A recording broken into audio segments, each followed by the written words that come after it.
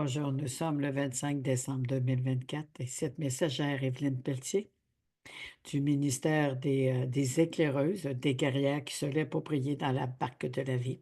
On dit des guerrières, mais les hommes sont bienvenus. Mais c'est un ministère de femmes, mais il y a des baraques, des hommes qui nous encouragent. Nous sommes ensemble, puis nous portons chacun le ministère de la réconciliation. C'est ça qui est important.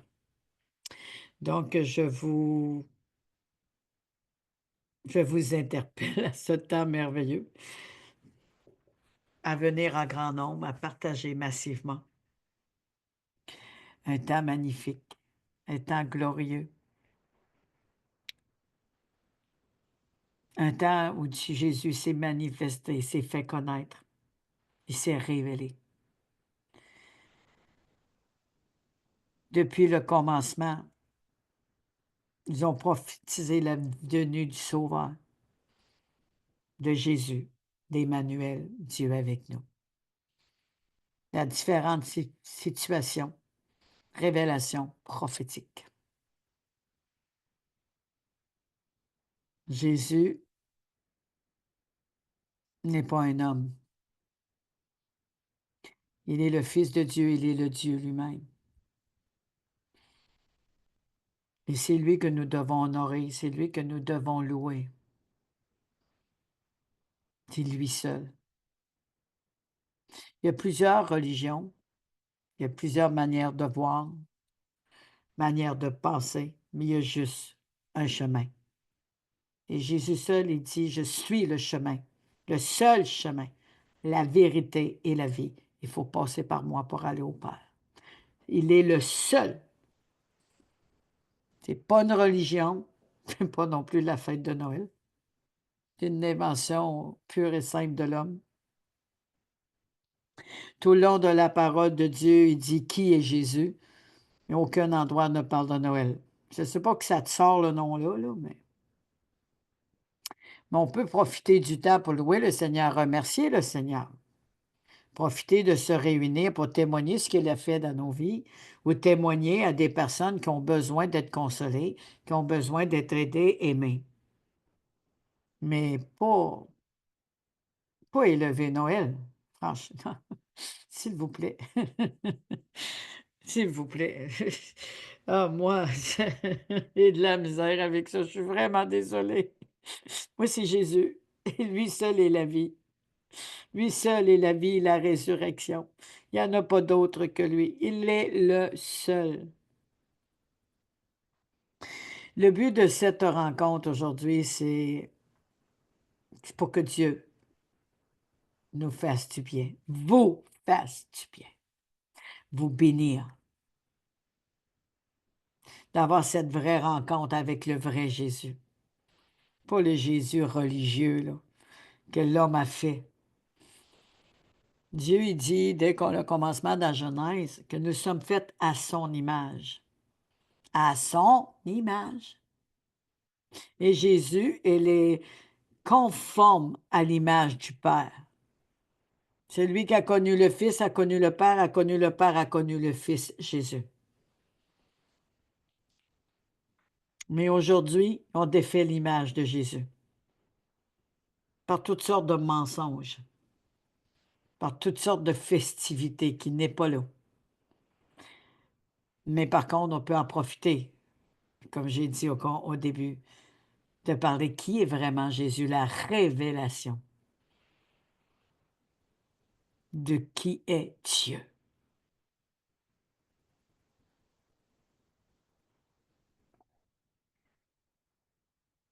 On sait qu'un jour, Marie, vierge, elle ne savait jamais marier encore, elle était fiancée, promis à Joseph, mais elle n'avait pas connu, je veux dire, intimement. Fit la rencontre de l'ange Gabriel, le messager. J'imagine son visage. Comment ceci se peut-il que tu daignes tourner le regard vers moi, une simple servante? Et que l'ange dit une grâce t'a été faite aujourd'hui. C'est comme s'il dirait, l'amour de Dieu l'a frappé à ta porte aujourd'hui.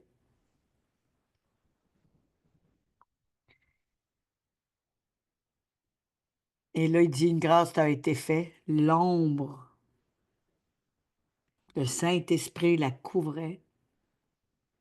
Et il dit, comment ceci se peut-il? J'ai jamais couché avec un homme, j'ai point d'homme chez moi. Mais elle était vierge, même spirituellement, parce qu'elle avait un cœur pur pour ça. Elle était gardée, consacrée avant sa naissance pour cette journée qui a été appointée. Au moment qu'elle a dit qu'il m'en soit fait ainsi, elle tombe enceinte. Et le Saint-Esprit est venu à elle. Dieu, Esprit, s'est incarné. Elle a reçu la semence de la vie. Jésus, notre Sauveur. Il a dit à elle, on l'appellera Jésus. Et c'est le règne qui dure sur toute la terre. Son règne durera éternellement.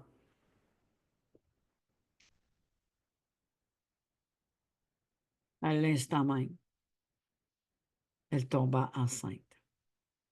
Ici, on voit le miracle surnaturel d'une femme vierge. C'est dans Luc 1. Une femme vierge tomba enceinte. Mais si on fait un retour en arrière, Sarai, qui a été appelée Sarah, elle était stérile. Mais Dieu avait fait une promesse à Abraham qui aurait des héritiers, des nations, des multitudes de nations, de postérité en postérité sera bénie à travers lui, mais par l'héritier Isaac. Il fallait que cet héritier vienne d'Abraham et de la mère des nations, Sarah. Et c'est l'enfant de la promesse, Isaac, qui veut dire Hilary, qui nous a conduits à travers cette contrée à la révélation de Jésus.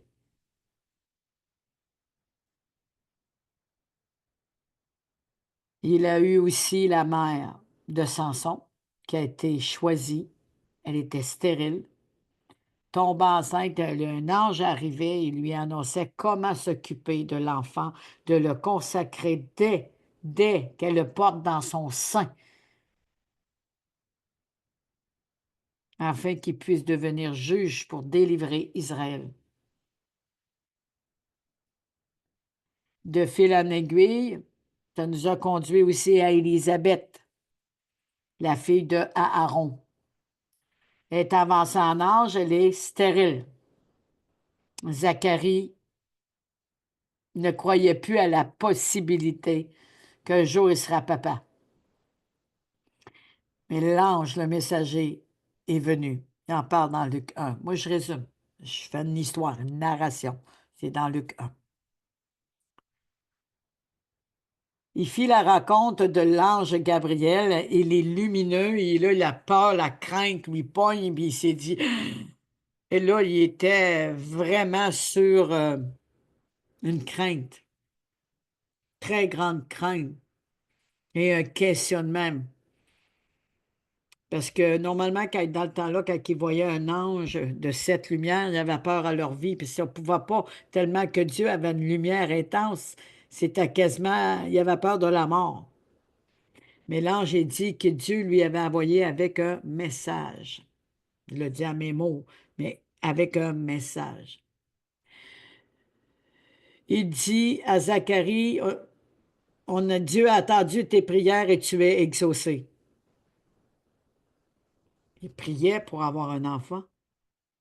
Et là, l'ange lui dit, tu es exaucé.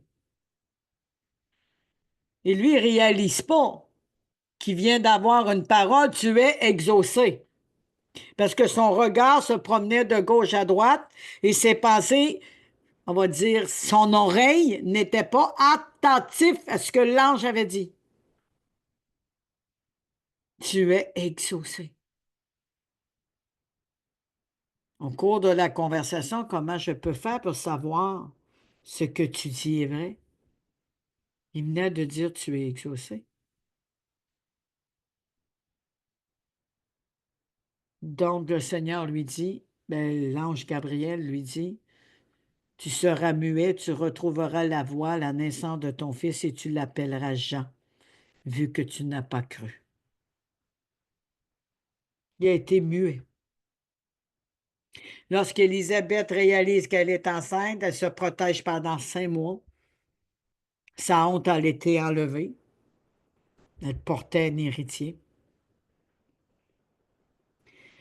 Et c'est pendant ce temps-là, elle est enceinte déjà de 3 mois, que l'ange Gabriel va visiter Marie et lui annonce qu'elle portera le Sauveur et l'appellera Jésus. Lorsque Marie elle a appris ceci, elle a accouru auprès d'Élisabeth. Élisabeth, enceinte de 6 mois. Marie est rentrée dans son 3 mois. Lorsque Marie est arrivée, Élisabeth tressaillit au son de sa voix. Elle fut frappée de la voix. On va aller chercher. Chaque fois que je le lise. Korababa, shekerababa. Merci Seigneur. Gloire à Jésus. Luc 1. Merci. Alléluia.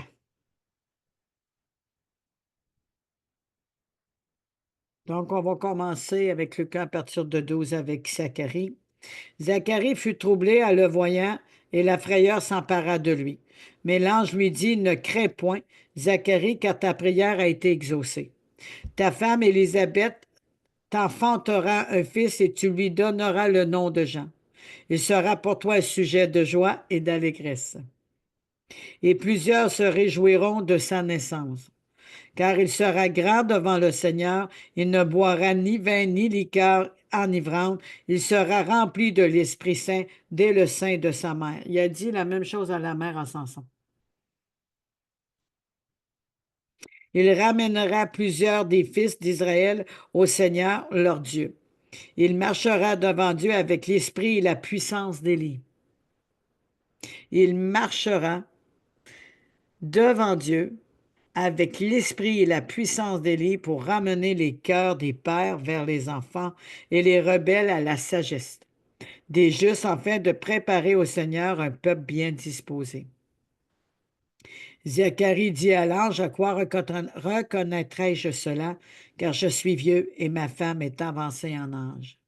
L'ange lui répondit, je suis Gabriel, je me tiens debout. Dieu, j'ai été envoyé pour te parler et pour t'annoncer cette bonne nouvelle. Et voici, tu seras muet, tu ne pourras parler jusqu'au jour où ces choses arriveront, parce que tu n'as pas cru à mes paroles qui s'accompliront en leur temps. On va aller un petit peu plus loin. Et on voit qui était dans le temple qui est sorti totalement muet. J'imagine le peuple qui était là, qui priait pendant que Zacharie préparait le parfum. Ça prenait aussi autant de temps. Il y en a même un qui a dit il a probablement eu une vision.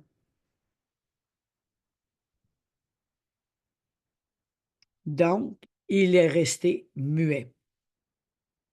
Lorsque les jours s'écoulaient, quelque temps après, Élisabeth, sa femme, devint enceinte et se cacha pendant 5 mois, disant, c'est la grâce que le Seigneur m'a faite, car il a jeté les yeux sur moi pour ôter mon opprobre parmi les hommes. Il a enlevé la honte d'Élisabeth. Au 6e mois, l'ange Gabriel fut envoyé par Dieu dans une ville de Galilée appelée Nazareth, auprès d'une vierge fiancée à un homme de la maison de David nommé Joseph. Le nom de la vierge était Marie. L'ange entra chez elle et dit, je te salue, toi, à qui une grâce a été faite. Le Seigneur est avec toi. Troublée par cette parole, Marie se demandait ce que pouvait signifier une telle salutation. L'ange lui dit, ne crains point, Marie, car tu as trouvé grâce devant Dieu. Et voici, tu deviendras enceinte et tu enfanteras un fils et tu lui donneras le nom de Jésus. Le nom de Jésus. Je passe un message. Le nom de Jésus.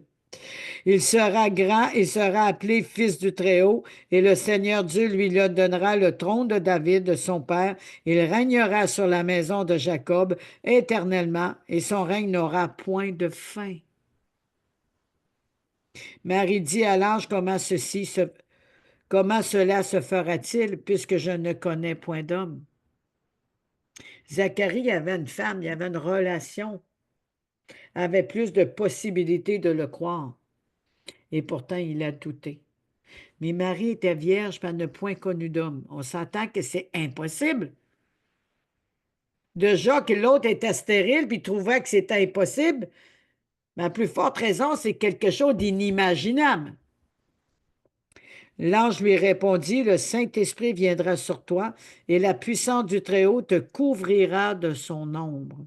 C'est pourquoi le Saint-Enfant qui naîtra de toi sera appelé Fils de Dieu.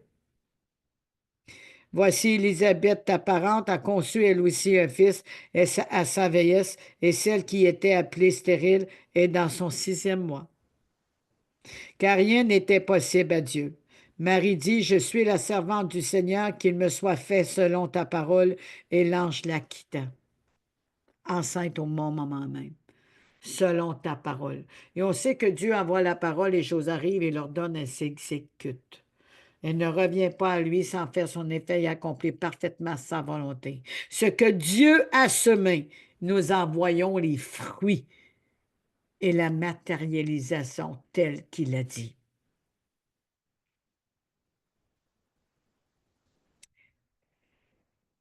Donc, la visite de Marie-Élisabeth. Dans ce même temps, Marie se leva et s'en alla à hâte vers les montagnes, dans une ville de Juda. Elle entra dans la maison de Zacharie et salua Élisabeth. Dès qu'Élisabeth entendit sa salutation de Marie, son enfant tressaillit dans son sein, elle fut remplie du Saint-Esprit. Elle s'écria d'une voix forte, tu es bénie entre les femmes. Élisabeth qui crie d'une voix forte, et le fruit de ton sein est béni, en parlant de Jésus. Comment m'est-il accordé que la mère de mon Seigneur vienne auprès de moi, car voici aussitôt que la voix de ta salutation a frappé mon oreille, l'enfant a tressailli d'allégresse.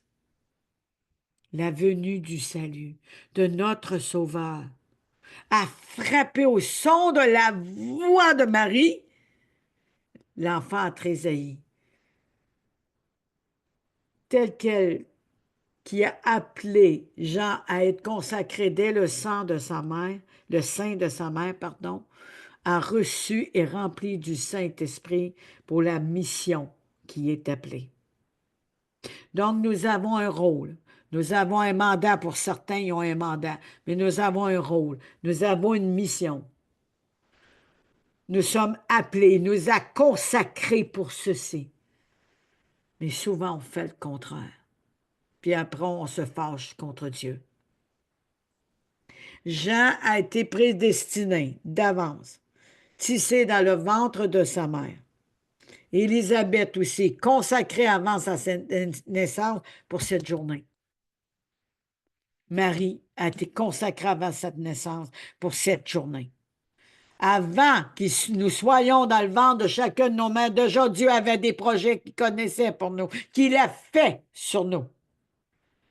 Déjà, il nous avait prédestinés à faire des œuvres bonnes. Il avait déjà envoyé la semence, mais un temps fixé pour que ces choses arrivent.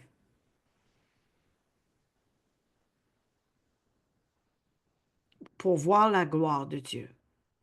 Dieu ne dit pas une parole inactive, une parole morte. Elle est vivante, sa parole. Et c'est Jésus. Donc, dès le commencement, l'Esprit de Dieu se mouvait sur les ondes informées vides. Il a dit que la lumière soit, la lumière fut. Il séparait la lumière d'avec les ténèbres. Et l'Esprit, c'est la parole qui est Jésus. Heureuse celle qui a cru parce que les choses qui lui ont été données, dites de la part du Seigneur, auront leur accomplissement. Pas dites de l'homme. Dites de la part du Seigneur, de la bouche que lui a choisie. Il y a un verset qui dit, je le prends pour moi, mais pour tous ceux qui sont interpellés, tu es ma bouche, je suis ta bouche, et c'est moi qui t'enseigne quoi dire. Et moi, je dis, ta main accomplit tout ce que ta bouche dit. Qui nous a donné une bouche? Qui nous a donné des yeux? Qui nous a donné des oreilles? Ça ne s'est pas fait tout seul. Parce que plusieurs vont dire c'est un homme qui parle. Mais Dieu peut se servir de qui veut pour s'exprimer. Oui, il faut être prudent. Oui, il faut discerner. Il y a des faux prophètes, il y a des mensonges, il y a des religions. Mais lorsque ça vient de Dieu, il y a une grosse différence. Ça sauve des vies. Ça change des vies. Ça renouvelle. On voit le fruit de ce qui a été planté. Mais c'est par la foi, sauvé par grâce, par le moyen de la foi.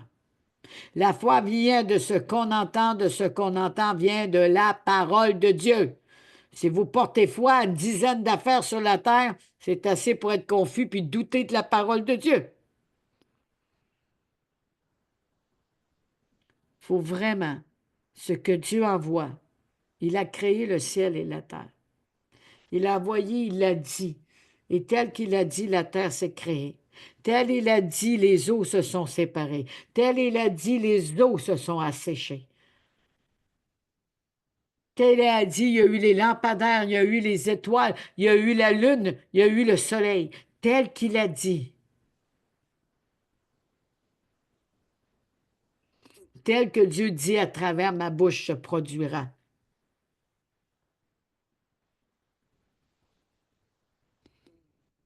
Que l'Esprit de Dieu soit sur chacun de nous, il vous révèle la vérité. Je ne parle point de moi-même. J'ai la parole de Dieu devant moi. Et Marie dit, mon âme exalte le Seigneur. Et Marie dit, j'exalte le Seigneur. Et mon esprit se réjouit en Dieu, mon Sauveur, parce qu'il a jeté les yeux sur la bassesse de sa servante. Car voici désormais toutes les générations me diront bienheureuse. Ah, j'aime ça, moi. Bienheureuse, parce que le Tout-Puissant a fait pour moi de grandes choses. Son nom est saint, et sa miséricorde s'étend d'âge en âge. Sur ceux qui le craignent, on va dire avec respect, avec révérentiel, avec honneur, pas avec peur, comme la religion essaye de nous dire, mais parce qu'on sait qu'il nous aime. Il déteste le péché, mais nous, il nous aime. Il a déployé la force de son bras, il a dispersé ceux qui avaient tant le cœur des pensées orgueilleuses. Il a renversé les puissants de leur trône, il a élevé les humbles, il a rassasié de bien les affamés, il a renvoyé les riches à vide, il a secouru Israël, son serviteur, et s'est souvenu de sa miséricorde.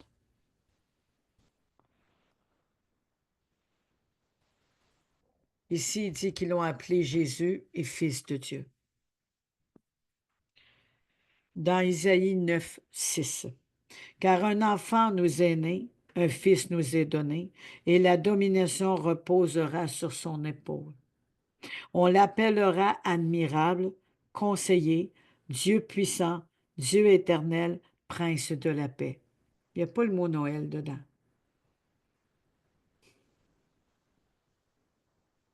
Pourquoi fêter Noël? Pourquoi dire joyeux Noël? Il n'y a pas de Noël pour Jésus. Il n'y a pas ce prénom. Il ne s'appelle pas Noël. Joyeuse fête, joyeux temps des fêtes. Rappelez-vous des bienfaits de Dieu.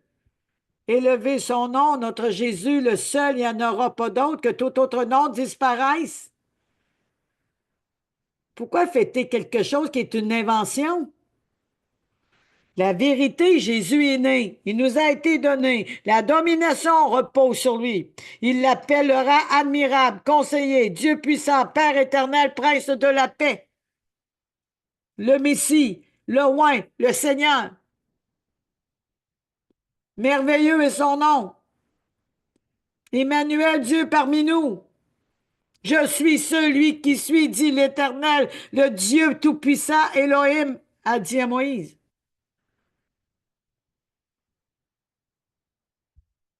Il faut s'ouvrir les yeux, frères et sœurs, agneaux, peuple de Dieu. Que le Seigneur vienne illuminer nos yeux de nos cœurs, ouvrir notre esprit, qui nous donne la sagesse dans la connaissance de qui est Christ, le vrai, pas ceux qui t'inventé du monde en dit n'importe quoi. Puis ils disent parce qu'ils disent Jésus, tout est beau. Wow. Jésus n'est pas dans Noël. Il est dans cette révélation de qui est Jésus, puis qu'il est venu vers nous. Joyeuses fêtes à tous. Je vous aime. Passez un bon temps de festivité. Mais mettez Jésus au centre. Honorez-le lui seul. Adorez-le lui seul. Élevez son nom. Vous pouvez élever admirable, conseiller, Dieu puissant, Père éternel, Prince de la paix. Nous voulons t'honorer, nous voulons te louer. Que tu portes les dominations sur tes épaules. Je veux te louer, te rendre grâce qui tu es né, que tu nous as donné le Christ. Tu nous as donné ton Fils pour le salut de ce monde égaré et perdu. Je bénis l'Éternel. Je loue l'Éternel de sa si grand amour envers nous, qui nous a envoyé la lumière pour éclairer tout homme, afin que nous puissions retrouver le chemin de sa demeure. Il est le seul chemin, la vérité et la vie. Il faut passer par le Christ, par Jésus pour aller au Père. Mais si on passe par toutes sortes de choses de ce monde, désolé, c'est pas le bon chemin. Oui, c'est vrai que Marie a porté Jésus dans son sein. Oui, c'est vrai qu'il est né et qu'il dit qu'on l'appelle Jésus, Emmanuel, Fils de Dieu. Il est venu d'une femme vierge. Il n'a pas été fait d'un homme, mais de la volonté de Dieu. Dieu seul, par son esprit, s'est incarné. C'est la pure vérité.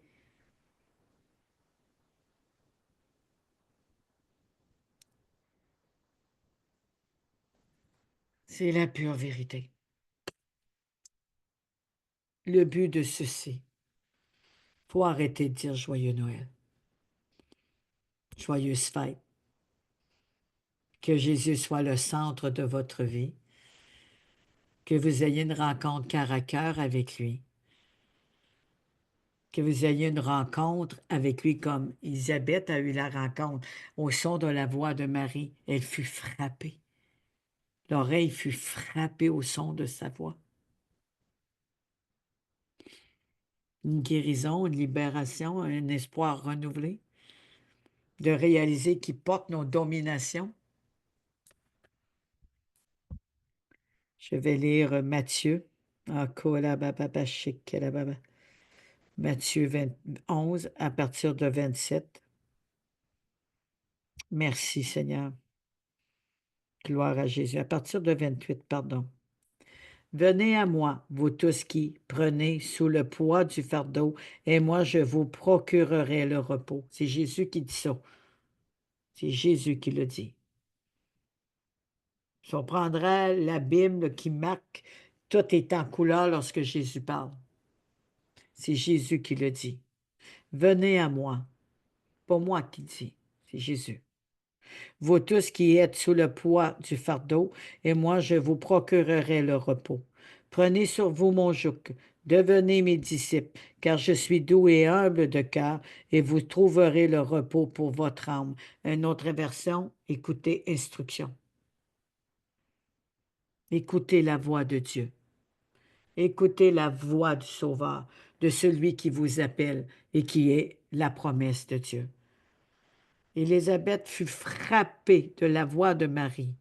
Au son de sa voix, son oreille a été frappée. Elle a tressailli. Quelle voix qu'on écoute.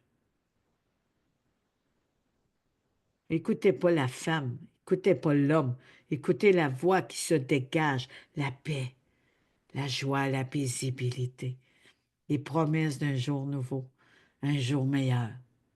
Frappe à la porte de votre cœur, là, maintenant. Prenez sur vous mon joug, écoutez mes instructions, car je suis doux et humble de cœur, et vous trouverez le repos pour votre âme. Oui, mon joug est facile à porter et léger à porter, et mon fardeau léger. Imaginez. Il est celui qui renouvelle l'espoir. Il est celui qui donne espoir pour un jour meilleur. Ça ne veut pas dire qu'on n'aura pas des défis. Ça ne veut pas dire qu'on n'aura pas des épreuves, mais il dit qu'il va porter nos fardeaux et qu'il va nous revêtir de fardeaux légers, humbles et doux. Nous ne serons plus jamais seuls. Il sera toujours avec nous. Là, présentement, ceux qui n'ont pas Jésus dans leur cœur, il marche avec nous. Mais quand on l'invite, on le porte et en plus, il nous revêt. Tout devient, tout change. Il faut le réaliser. Je bénis l'Éternel. Gloire à Jésus. C'est un temps magnifique que Dieu a permis aujourd'hui pour cette rencontre. Et comment c'est venu ce matin? J'étais en train de lire le psaume 145. Il y avait beaucoup de versets qui me parlaient. Et un instant, psaume 145. Merci Seigneur. Gloire à Jésus. Psaume 145.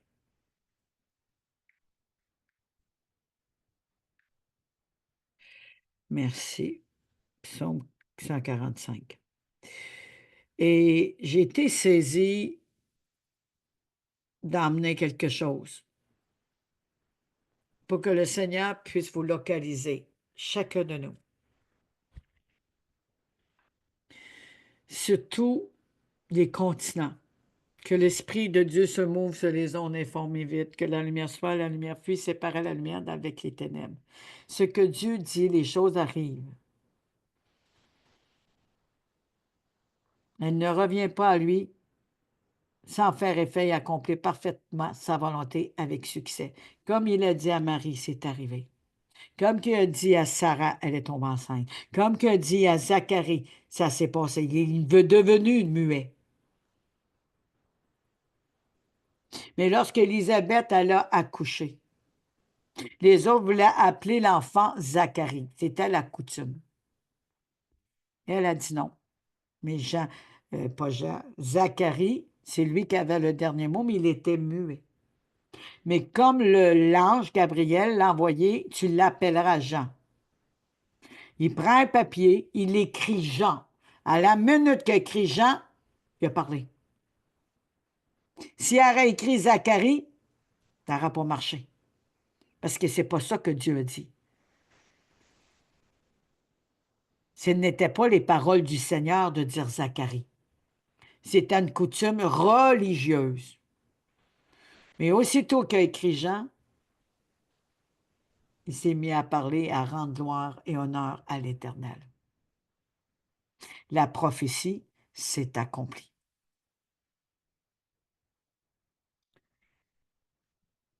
C'est la même chose pour chacun de nous. De ce qui vient de Dieu s'accomplit toujours.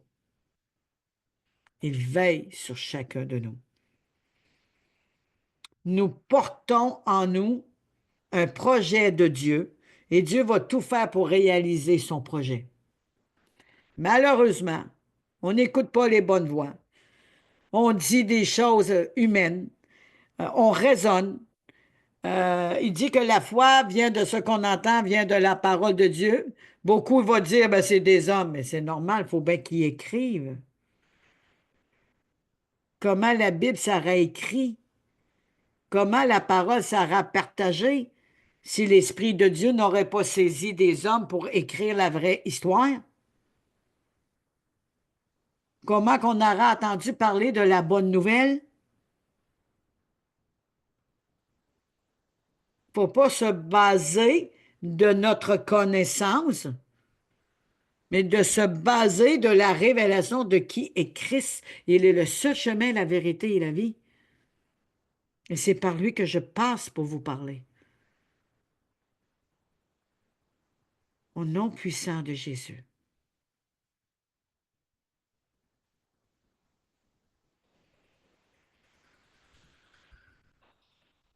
Au nom puissant de Jésus. Vraiment, mon désir,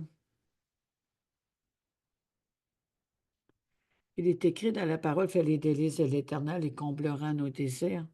Je fais les délices de l'Éternel, il va combler mes désirs. Il va parler à chacun de vous. Il va se faire connaître. Sa voix va frapper vos oreilles. Vous serez localisés.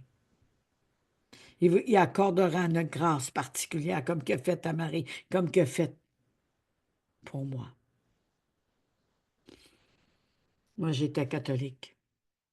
J'ai rien contre les catholiques, mais qu'est-ce qu'il faut, il est faux. OK? Mais on n'était pas enseigné que le salut venait juste de Jésus. C'était les œuvres, c'était d'essayer de faire de notre mieux, alors qu'on est pécheur et qu'on ne peut rien faire sans Jésus. On ne peut pas rien faire de nous-mêmes.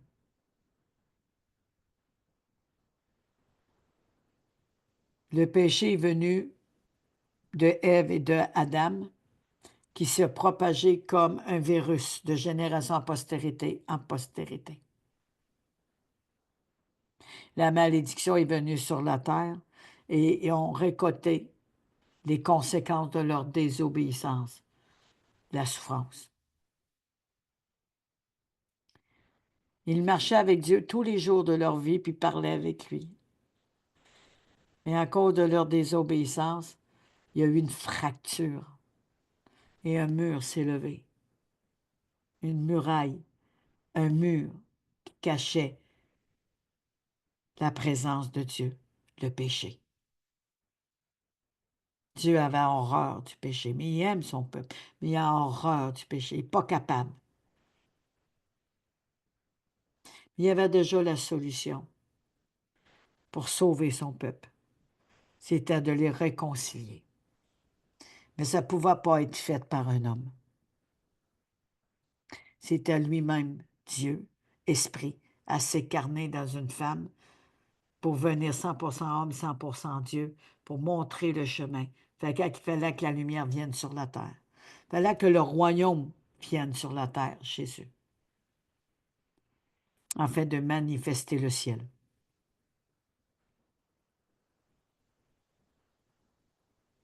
Dieu est tellement bon.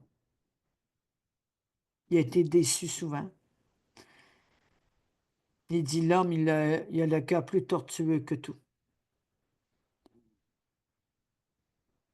Des fois, on va dire parce qu'il y a un meurtre, puis c'est sûr, c'est dégueulasse. Mais savez-vous que le mot péché veut dire égaré et perdu?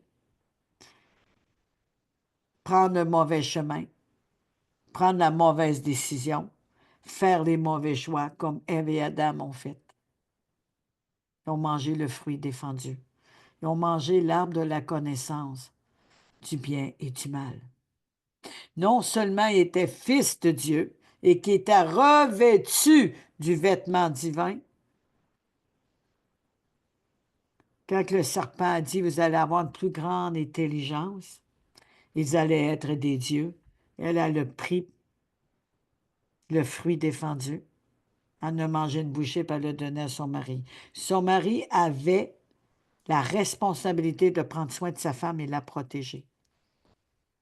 Mais il était tellement dans son repos, tellement dans son bien-être, qu'il n'a même pas gardé sa femme, il ne l'a même pas protégée. Il a mangé le fruit défendu. Elle a sa responsabilité, il a sa responsabilité. Et là, le vêtement divin ne pouvait plus rester sur un vêtement animal. Le péché est rentré. Ils se sont cachés derrière des feuilles de figue pour en faire un recouvrement pour se cacher, parce que la honte était sur eux. La peur est venue. La souillure est venue. La lumière est disparue. Tout ce qui était divin, digne, s'est enlevé. Et Dieu leur dit, Adam, pourquoi tu te caches? Adam, il aurait pu avouer son erreur et dire, tu m'avais dit pour manger de l'arbre de la vie, mais on a mangé, pour te demander pardon. Il a dit avec amour, pourquoi tu te caches, Adam? Pourquoi tu es là derrière la figue? Et là, il a dit, c'est la faute de la femme que tu m'as donnée. Ça me fait tellement rire. Combien qu'il y en a qui mettent ça sur le dos de l'autre? Et elle a dit, c'est le dos du serpent. La malédiction est venue sur la terre. Il a dit au serpent, tu vas ramper et manger de ta poussière. Il a dit à elle, tu vas souffrir à chaque naissance. Et Adam, tu vas travailler à la sueur de ton front. Lui qui était planté, établi dans le jardin d'Éden, dans un territoire, et avec sa femme devaient travailler ensemble pour avoir le fruit de cette récolte. Dieu a rempli la terre de ses bontés. Il a rempli la terre de ses bontés. Il a dit, il y a eu les lampadaires, il y a eu les étoiles, il y a eu la lune et le soleil. Il a dit à l'eau de sécher, elle a séché. De fil en aiguille, tel qu'il disait, tout se faisait.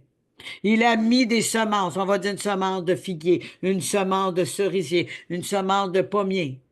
Chaque semence a porté les fruits de ce que lui a dit exactement. Mais qui était dans le jardin d'Éden? L'arbre de la vie était au centre pour donner la vie à tous les autres arbres, afin de porter les fruits de ce que Dieu a dit et semé.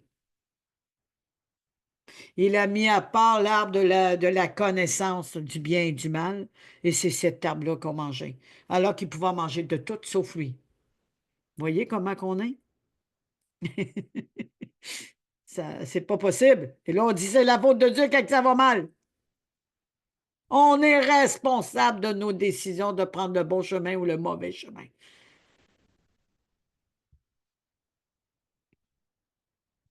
Imaginez. Marcher tous les jours avec Dieu. Parler avec lui tous les jours. Le péché, un virus, s'est propagé dans tous les descendants d'Adam et Ève.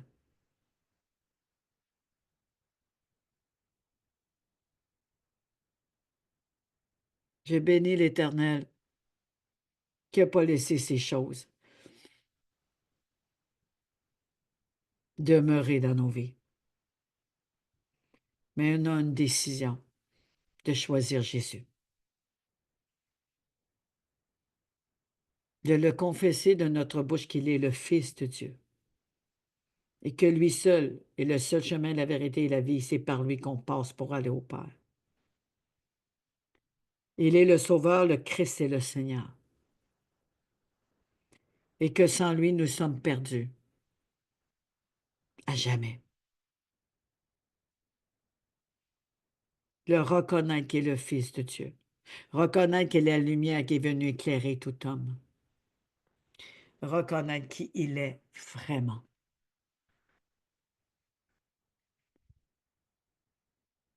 De croire.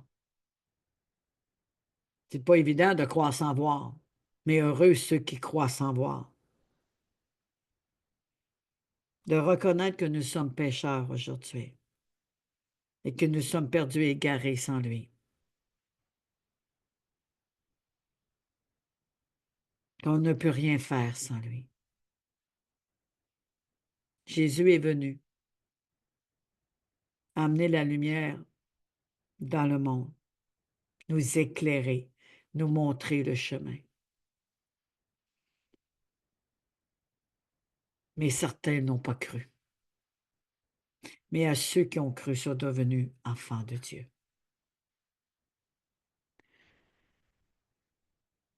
Je vais faire cette prière, que tous ceux qui écoutent, partagez massivement pour que plusieurs viennent au Seigneur.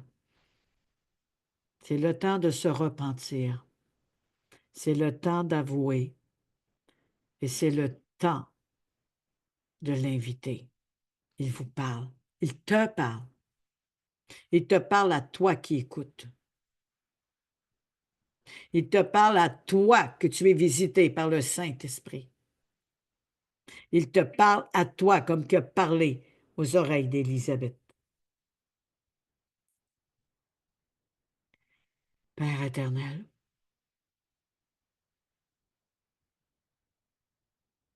merci pour ce temps magnifique.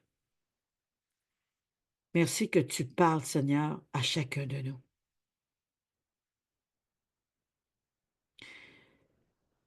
Seigneur, je veux déclarer que sans toi, nous sommes perdus, égarés. Sans toi, Seigneur, on ne peut rien faire. Nous sommes pécheurs. Nous nous sommes égarés. Nous avons péché contre toi et le ciel. Nous avons péché. Nous avons renié. Nous n'avons pas cru à la vérité. À cause des mauvais héritages,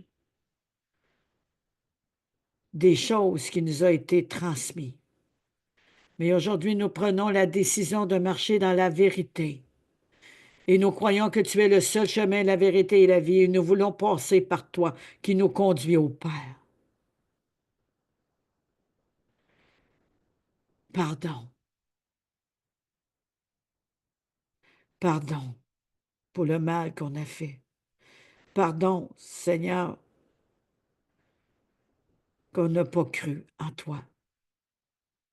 Pardon, Seigneur, que nous t'avons ignoré alors que tu nous parlais. Tu nous disais la vérité et que nous avons écouté la mauvaise voix. Merci, toi qui es le bon berger, que tu nous appelles par chacun de nos noms, car tu connais nos noms et que tu nous appelles. Ils reconnaissent, chacun de nous reconnaît ta voix.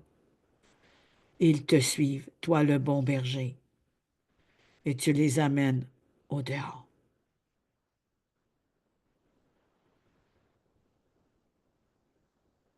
Seigneur Jésus,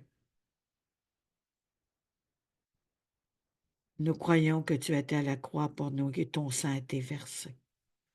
Pour nous, tu nous as portés.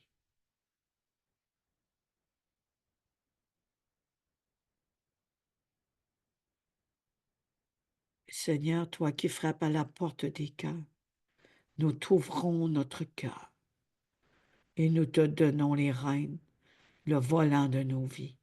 Entre tes mains, nous te faisons confiance.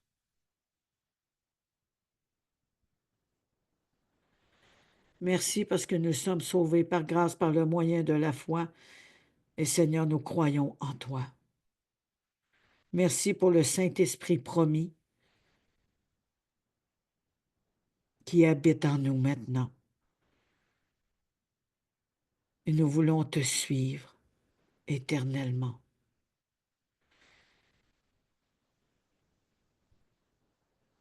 Aide-nous à te suivre, les voies que tu as tracées dans notre cœur. On se détourne du mal, on se détourne de nos projets et nous inclinons nos cœurs vers toi. Et nous te disons merci pour ton sang versé. car tu nous as rachetés d'un grand prix une fois pour toutes, et tu nous as donné la paix, le shalom. Merci.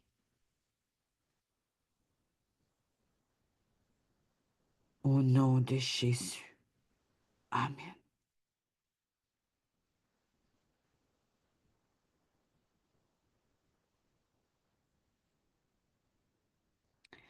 Ceci est la première partie. Il va y avoir d'autres parties.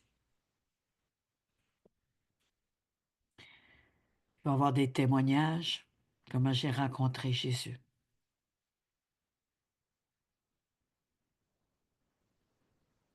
Des témoignages puissants. Le Seigneur est tellement bon.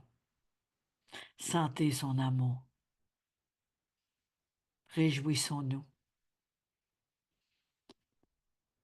car nous sommes appelés enfants de Dieu. Je vous ai parlé du psaume 145, mais le Seigneur m'a conduit autrement. Gloire à Jésus. Je vais juste prendre un petit verset. Merci Seigneur, ça se trouve dans Jean 1. Merci. Gloire à Jésus. Dans Jean 1, 13 dit, ils sont devenus enfants de Dieu en naissant non par la volonté d'un homme et d'une femme, mais de Dieu. Je vais prendre une autre version. Il y a des versions plus simples à comprendre. Merci. On va commencer même à 9. Cette lumière était la véritable lumière qui, en venant dans le monde, éclaire tout homme. Il était dans le monde et le monde a été fait par elle et le monde ne l'a point connue. C'est ceux qui ont refusé de croire. Elle est venue chez les siens et les siens ne l'ont point reçue. Il est venu parmi nous. Mais parce que notre cœur était fermé et endurci, nous n'avons point reçu. N'endurcissez pas vos cœurs. Il te parle.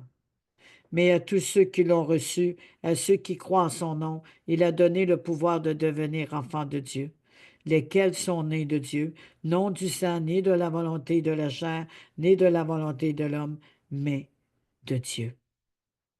Et la parole a été faite chair et elle a habité parmi nous, pleine de grâce et de vérité.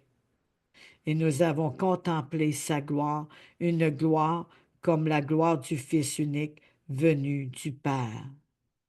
Et Jean est venu rendre témoignage à tout ceci, comme moi j'ai venu rendre témoignage au nom de Jésus.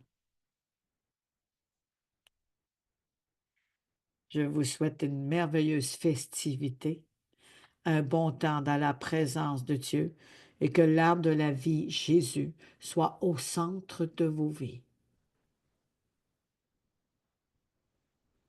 C'est vraiment important. N'est pas dans Noël. N'est pas là. Il est l'arbre de la vie. N'est pas un sapin non plus. N'est pas une épinette. Ces arbres qui mettent la beauté sur cette terre, certains apportent les fruits, viennent de Jésus. La manifestation de la vie redonne vie à la terre. C'est la lumière qui donne vie. Il dit, je suis la lumière qui est venue éclairer tout homme, mais les ténèbres ne l'ont point reçu. Mais par contre, des ténèbres peuvent jaillir la lumière, c'est-à-dire reprendre vie. Je veux vous bénir et surveiller la suite. Bye bye. Gloire à Jésus.